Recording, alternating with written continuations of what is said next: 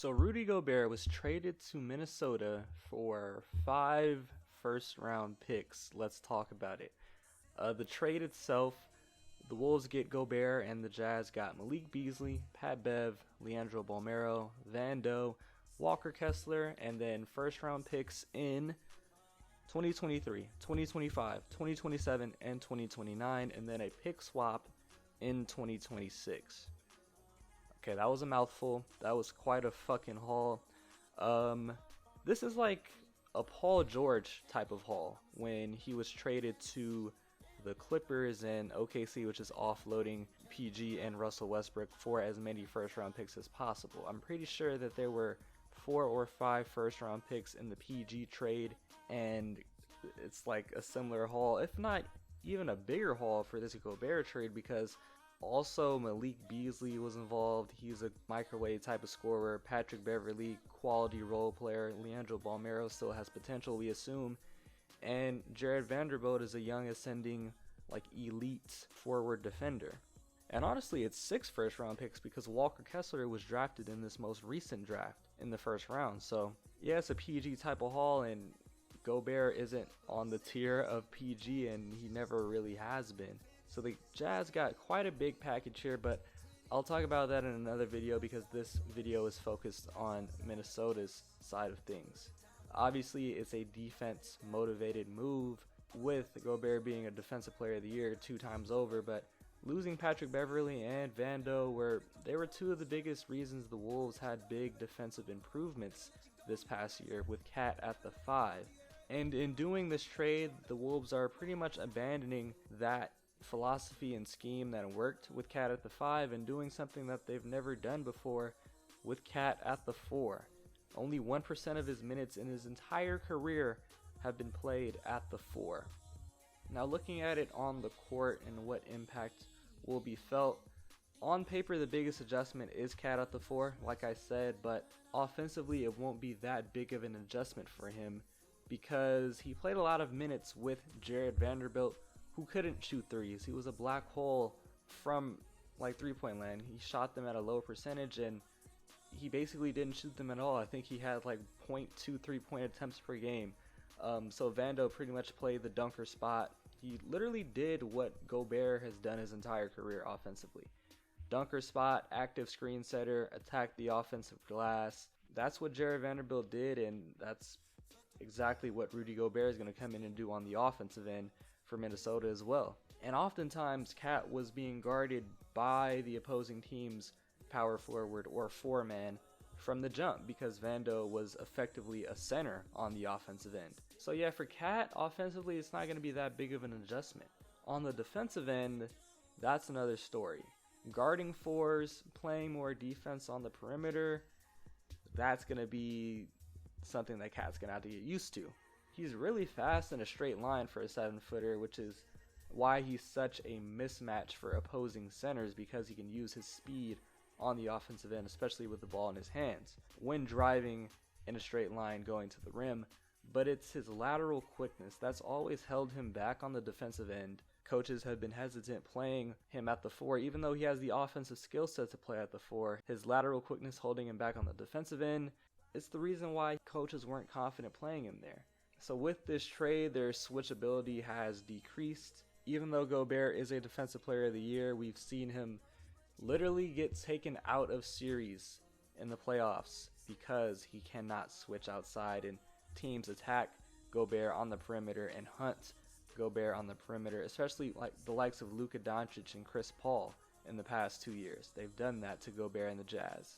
So now defensively, Finch is going to have to worry about not only Cat or avoiding Cat switching out on the perimeter as much as possible, but Rudy Gobert as well. With Cat at the 4, the onus on Minnesota's perimeter, like wings and guards defensively, it's been raised. Anthony Edwards is going to have to step up on the defensive end, and Jaden McDaniels will have more of a crucial role on defense than ever, especially with Vanderbilt being gone, because Vanderbilt and Jaden McDaniels were the 2 young, spry, athletic, switchy wings on this team, and now there's only really one, and that's Jaden McDaniels. So we'll see if he can take the next step on the defensive end in his development. To talk about the effect on the likes of Edwards and D'Lo, offensively, the pick and roll should become a lot easier because Gobert is a really good screen setter. I mean, that's the extent of his offensive game. He's a really good screen setter, and in the pick and roll, he can be a 7'1" target. Another 7-foot target for Edwards and D'Lo to work with in the pick and roll. So oftentimes there's going to be two big body centers setting screens for Edwards and D'Lo, and there's always going to be at least one of them on the court because I assume a lot of their minutes are going to get staggered out there where Cat runs the 5 when Gobert goes to the bench, and Gobert will be out there without Cat sometimes too. But there's always going to be a high level screen setter for D'Lo and Edwards to work with. Defensively, I guess now the Wolves finally have an elite rim protector, so when D'Lo gets beat on ball, which is a lot, he can now funnel that on-ball player to Rudy Gobert, who's one of the best rim protectors and shot blockers in most recent history. But getting back to the troubles that I assume the Timberwolves will face on the defensive end regarding Cat playing in space and having two 7-footers have to switch sometimes. To make up for those troubles on the defensive end, the Wolves are going to have to always win the rebounding battle. A lot of your advantages for having two 7-footers out there go out the window if you're giving up offensive rebounds. And on the other side, they're going to have to get a lot of offensive rebounds and get a lot of second chance opportunities to take advantage of their size too. If they're not doing that, then the negatives of this trade and fit and scheme, whatnot, will outweigh the positives of it. Also, with this trade, their depth is kind of hurting right now because they did trade away 3 of their key role players and rotation players in Patrick Beverley, the play-in tournament MVP, Malik Beasley, who was their top tier scorer off the bench, their microwave type of guy, and also Jared Vanderbilt, who, like I said, was their best defender last season. So right now their bench unit is looking like J-Mac at the point, Jalen Noel at the 2, Taurean Prince at the either forward position, honestly, and Naz Reid is their backup big man. The key thing here is Jalen Noel, because I'll look for him to have his role increased, especially on the offensive end now that Malik is gone, and there's a big need for a scorer off the bench. I think Noel's always had that promise and potential to be like a dynamic instant offense type of guy, but he's going to need the opportunity, and that could come this season. But who knows, Minnesota could make more moves to fill out their roster. Looking towards the future, all of the picks that were given away, or almost all of them, 4 of the 5 picks that were given away were unprotected. So immediate success is important. Cat has 2 years on his contract. D'Lo has 1 year on his contract. If Cat were unhappy with the fit or anything, he could walk for nothing in 2 years, and that's honestly the worst case scenario. Anthony Edwards' rookie extension will be coming up too, but it's really rare for rookies, or not rookies, but players who are on rookie contracts to refuse rookie max extensions. And then long-term success will also be important. Gobert is under contract until 2025, and he has a player option for 2026 that's worth, I think, around $40-something million. $46 million to be exact. So the Timberwolves are pretty much locking themselves into this core with Gobert, who's going to be here for at least 4 years.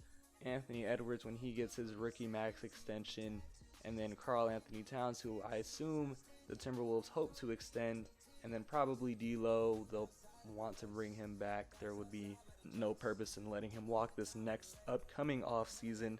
So this is pretty much going to be the core for the Timberwolves. If this experiment were to fail, then Minnesota's not trading Gobert for anything near the package that they gave up, because if the experiment fails, Gobert's value also goes down.